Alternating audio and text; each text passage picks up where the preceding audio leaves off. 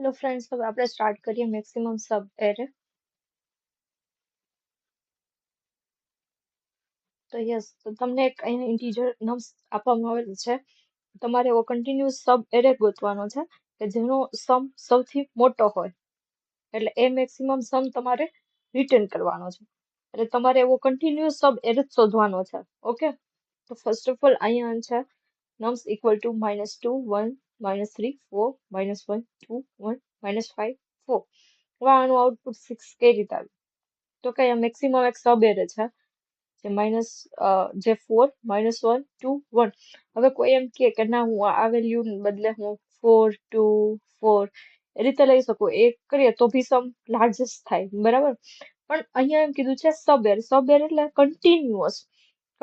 એટલે કે તમારે એક વેલ્યુ લીધી પછી તમે બીજી વેલ્યુ સ્કીપ ના કરી શકો, કે અહીંયા 4 લઈ અને પછી તમે 2 લ્યો તો ન ચાલે, તમે -1 ને બી કન્સિડર કરવો પડે. ઓકે, પછી તો આના માટે બેસ્ટ અપ્રોચ શું છે? તો આના માટે બેસ્ટ અપ્રોચ કાર્દાનેસ અલ્ગોરિધમ છે. ઓકે, તો આપણે સૌથી પહેલા કોડ લખીએ. તો આની અપ્રોચ શું છે? તો કે ફર્સ્ટ ઓફ ઓલ આપણે કરંટ સબ નામનો એક વેરિયેબલ રહેશું, જેમાં નમ્સ ઓફ 0 જે છે એ સ્ટોર કરીશું. ઓકે, અને મેક્સિમમ સમ નામનું બી લેશું કે જેમાં સૌથી મોટો મળેલો સમ, એટલે સ્ટાર્ટિંગમાં તો જે ફર્સ્ટ એલિમેન્ટ હશે એ જ સૌથી મોટો સમ હશે. પછી આપણે ઇન્ડેક્સ 1 થી સ્ટાર્ટ કરીએ અને ફોર લૂપ ચલાવશું. પછી આપણે સમ કરતા જશું અને જે મેક્સિમમ સમ હશે એ આપણે રિટર્ન કરી દેશું. ઓકે, તો આપણે કોડ લખીએ અને પછી સમજીએ. ઓકે, તો ફર્સ્ટ ઓફ ઓલ અહીંયા હું સ્ટાર્ટ કરું છું. એક મેં લઈ લીધું છે કરંટ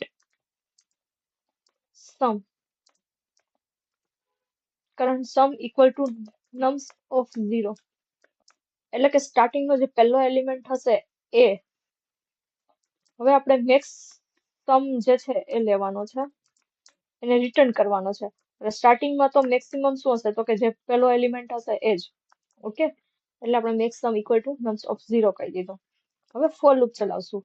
તો ઇન્ટીજર i ઇક્વલ ટુ 1 થી સ્ટાર્ટ કરશું. શું કામ એને? તો તમે જુઓ, ફર્સ્ટ આપણે ઓલરેડી એલિમેન્ટ જે છે એને આપણે કરંટ સમ અને મેક્સ સમમાં સ્ટોર કરી દીધો છે.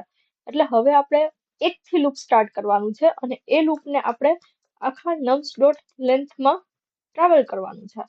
અને પછી હવે આપણે કરંટ સમ એટલે કે એને આપણે કયો સમ આવશે, મોટો હશે એ આવશે, એટલે આપણે અહીંયા લખીશું મેથ ડોટ મેક્સ.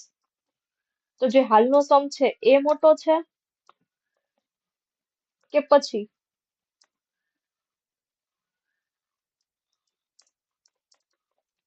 જે આપણે એની સાથે સમ કરતા જશું એ મોટો છે. ઓકે, તો તમે જોયો અહીંયા મેં લખ્યું છે કે current sum equal to math dot max nums of I, એટલે કે અત્યારે આઈ એલિમેન્ટ જે છે એ 1 આવ્યો. પછી આગળ 1 જે છે એ મોટો છે કે પછી આપણે જે સમ કરશું કરંટ સમ -2 છે, -2 પછી આવ્યો 1, તો -2 + 1 કરી તો -1 મોટો છે કે આગળ જતા એવું થયું કે અહીંયા 4 આવ્યો તો 4 મોટો છે? તો કે 4 મોટો છે. એટલા માટે આપણે અહીંયા કન્ડિશન લખી છે કે current sum equal to math dot max maximum જે એલિમેન્ટ છે એ current sum plus nums of I છે કે નમ્સ ઓફ આઈ છે. ઓકે, હવે અહીંયા આપણે કરંટ સમ ફાઇન્ડ કરી લીધો. હવે મેક્સિમમ સમમાં શું હશે? તો કે જે બેમાંથી જે મોટો હશે એ, યા તો કરંટ સમ અથવા મેક્સ સમ, એ બેમાંથી જે મોટો હશે એ આપણે મેક્સિમમ સમ તરીકે કન્સિડર કરીશું. ઓકે, તો મેક્સ સમ અથવા તો કરંટ સમ. ઓકે, અને પછી આપણે રિટર્ન કરી દેશું મેક્સ સમ. ઓકે, તો આપણે રન કરી લઈએ. તો હું ત્યાં સુધીમાં તમને કોડ સમજાવી દઉં છું. તો ફર્સ્ટ ઓફ ઓલ આપણે ક્લાસ સોલ્યુશન લીધેલું છે. ઓકે, પછી સેકન્ડ લાઈન છે પબ્લિક ઇન્ટીજર મેક્સ સબ એરે. અહીંયા આપણે નમ્સ જે આપેલું છે ઇનપુટમાં, એટલે આપણે નમ્સ પેરામીટર પાસ કરેલો છે. ઇનપુટ તરીકે ઇન્ટીજર એરે આપણે દીધેલ છે. હવે current sum equal to nums of 0 એટલે કે હાલ સુધીનો કરંટ સબ એરેનો સમ અહીંયા સ્ટોર થશે. શરૂઆતમાં પ્રથમ એલિમેન્ટ લઈ લઈએ. ઓકે, તો for example nums equals to -2 1 -3. Okay, તો અહીંયા એવું થશે કે કરંટ જે સમ છે એ ઇક્વલ્સ ટુ થઈ જશે -2, કેમ કે અહીંયા આપણે current sum equal to nums of 0 છે -2 એટલે -2 આવી ગયો. હવે integer maximum sum equal to nums of 0 એટલે કે અત્યાર સુધી સૌથી મળેલો સમ શરૂઆતમાં તો પ્રથમ એલિમેન્ટ જ હોય એટલે અહીંયા મેક્સ સમ પણ થઈ જશે -2. ઓકે, હવે સ્ટાર્ટ કરીએ ફોર લૂપ. તો ઇન્ડેક્સ 1 થી શરૂઆત કરીએ છીએ કારણ કે ઇન્ડેક્સ 0 આપણે પહેલેથી જ ઇનિશિયલાઇઝ કરી દીધો છે. ઓકે, હવે current sum equal to math dot max nums of I અને current sum plus nums of I. આ સૌથી ઇમ્પોર્ટન્ટ લાઈન છે. એમાં બે ઓપ્શન તમને આપ્યા છે કે યા તો તમે current sum equal to nums of I એટલે કે જૂના સબ એરેને તમે ચાલુ રાખો અથવા તો તમે જે નવો સબ એરે છે એ અહીંથી શરૂઆત કરો. ઓકે, જે મોટું હોય એને આપણે પસંદ કરીએ. પછી છે max sum equal to math dot max maximum sum યા તો કરંટ સમ. જો કરંટ સમ અત્યાર સુધીનો મેક્સિમમ સમ કરતા મોટો હોય તો મેક્સિમમ સમને આપણે અપડેટ કરી દઈએ છીએ અને ફાઇનલ મેક્સિમમ સબ એરે સમ જે છે એ આપણે રિટર્ન કરી દઈએ છીએ. ઓકે, તો આપણે આખો એક નમ્સ વાળો જે એરે છે એ આ હું લઈ લઉં છું અને અહીંયા આપણે એ ડ્રાય રન કરીએ છીએ. તમને કોડ વ્યવસ્થિત સમજાઈ જશે. ઓકે, તો ફર્સ્ટ ઇટરેટરમાં નમ્સ ઓફ આઈ એટલે કે -2, કરંટ સમ પણ -2, મેક્સિમમ સમ 2. ઓકે, હવે આવ્યો નમ્સ ઓફ આઈ એટલે કે 1. ઓકે, હવે કરંટ સમ એટલે current sum plus max of I એટલે મેક્સિમમ ઓફ આ તમે જુઓ current sum plus num of I તો કરંટ સમ છે -2 પ્લસ 1 એટલે કે -1 ઓર નમ્સ ઓફ આઈ એટલે કે નમ્સ ઓફ આઈ અત્યારે છે 1. આ બે માંથી મોટો કોણ છે તો કે 1 એટલે મેક્સિમમ સમ આપણને મળી ગયો. કરંટ સમ એ કરંટ સમ 1 થઈ ગયો અને મેક્સિમમ સમ આપણે જોઈએ તો પેલા તો -2 અને 1 કમ્પેરિઝન કરીએ તો 1 મોટો છે 1 આવી ગયો. હવે છે nums of I equals to -3. Okay, તો મેક્સિમમ ફોર્મ્યુલા છે એ પ્રમાણે કાઢીએ તો current sum plus nums of I current sum શું છે તો કે 1 -3 એટલે કે -2 અને -3. આ બંનેમાંથી મોટું કોણ છે તો કે -2 છે એટલે કરંટ સમ આવી ગયો -2 અને મેક્સિમમ સમ આપણે ઓલરેડી અહીંયા 1 છે તો અહીંયા ચેક કરશે કે -2 મોટો કે 1 મોટો તો કે 1 મોટો એટલે મેક્સિમમ સમ જે છે અપડેટ થશે નહીં, 1 નો 1 રહેશે. એ જ રીતે હવે નેક્સ્ટ એલિમેન્ટ આવ્યો નમ્સ ઓફ આઈ આવ્યો 4. હવે એવી રીતે કરંટ સમ જે છે એની ફોર્મ્યુલા પ્રમાણે 4 અને 2. ઓકે, કરંટ જે એલિમેન્ટ છે એ 4 છે અને current sum plus nums of આઈ એ તમે જોશો તો એ તમે મળશે તમને 2 કેમ કે કરંટ સમ જો તો -2 પ્લસ 4 એટલે 2 મળ્યો એટલે કરંટ સમ થઈ ગયો અત્યારે 4.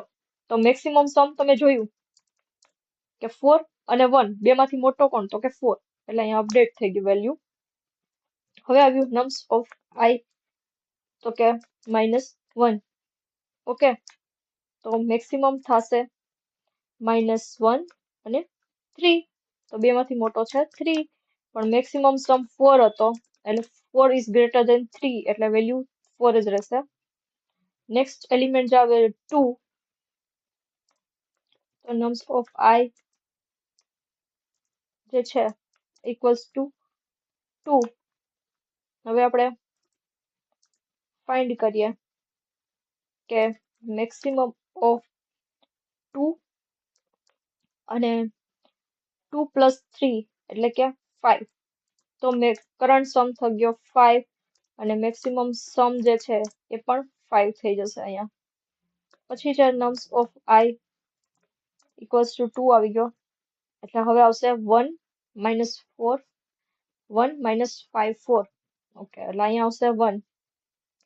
ઓકે તો મેક્સિમમ ઓફ યા તો 1 અને 1 plus 5 એટલે કે 6. તો કરંટ સમ થઈ ગયો 6 અને મેક્સિમમ સમ થઈ ગયો 6.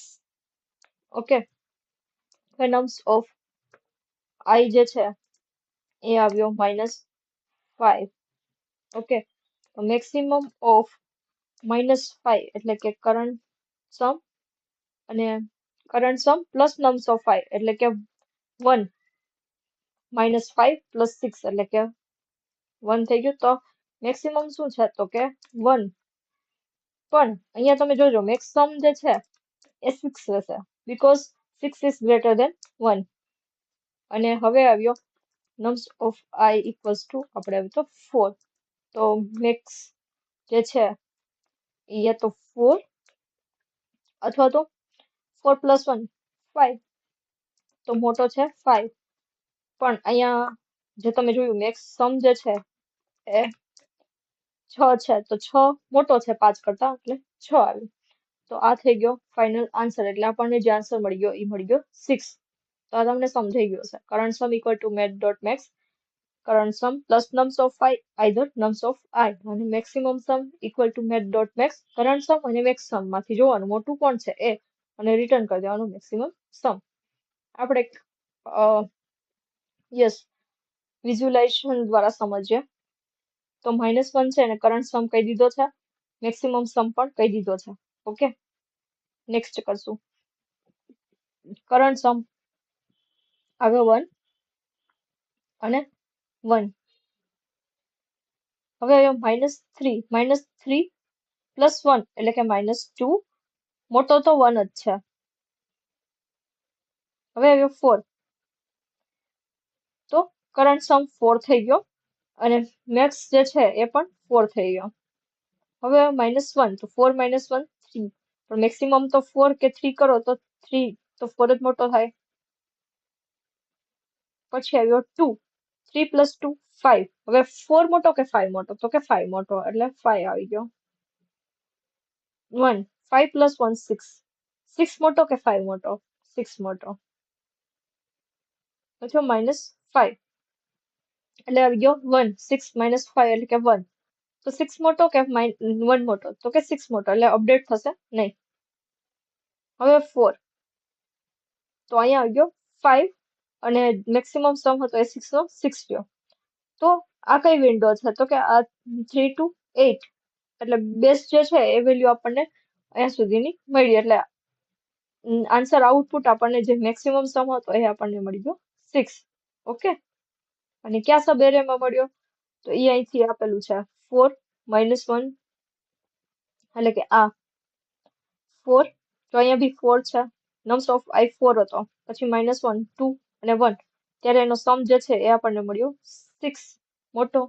ઓકે એટલે આપણે અહીંયા આ જે છે એ એઝ અ સબ એરે લીધો છે જે કન્ટિન્યુઅસ છે અને એનો લાર્જેસ્ટ સમ આપણને મળી ગયો છે 6. ઓકે તો હવે કોઈ મને કહેશે કે આની ટાઈમ કોમ્પ્લેક્સિટી કેટલી થશે તો આની જે ટાઈમ કોમ્પ્લેક્સિટી છે એ છે big of n કારણ કે આપણે એરેમાં માત્ર એક જ વખત ટ્રાવેલ્સ કરીએ છીએ અને જે સ્પેસ કોમ્પ્લેક્સિટી થશે એ થશે big of 1 કારણ કે કોઈ એક્સ્ટ્રા એરે કે ડેટા સ્ટ્રક્ચર આપણે અહીં વાપરતા નથી. ઓકે એટલે અહીંયા સ્પેસ કોમ્પ્લેક્સિટી big of 1 થશે. તો આઈ હોપ કે તમને આ સમજાઈ ગયું હશે. Okay thank you.